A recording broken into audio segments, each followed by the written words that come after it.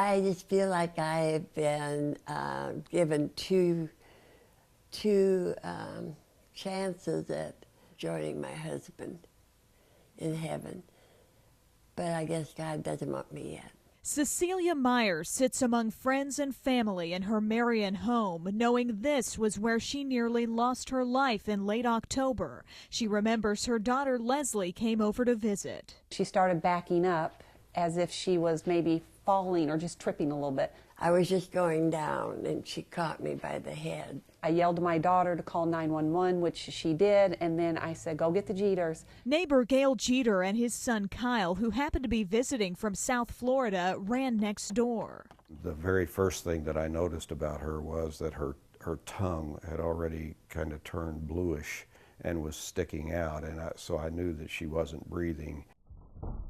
That's when Kyle began CPR. Every few chest compressions, every once in a while, she would gasp again, so we knew that she was getting some air, and so we were, that was giving us hope. Kyle continued compressions for 15 minutes until the ambulance arrived, and it made a difference. The EMT had said that the CPR saved her life.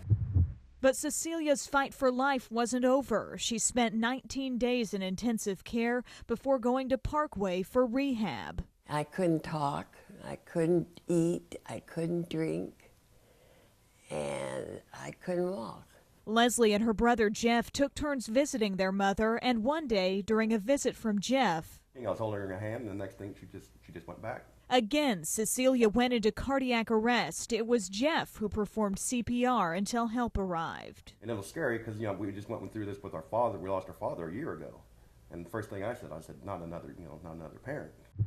We can call it coincidences, we can call it like little miracles, but it just wasn't her time. Now with a pacemaker, Cecilia says she feels better than before, spending time with family and working on paintings. And if it hadn't been for the support of the family, I would have gave up. I feel like I've been given another chance. I'm on my third strike, though. In Marion, with this week's Unsung Heroes, Emily Eddington, News 3.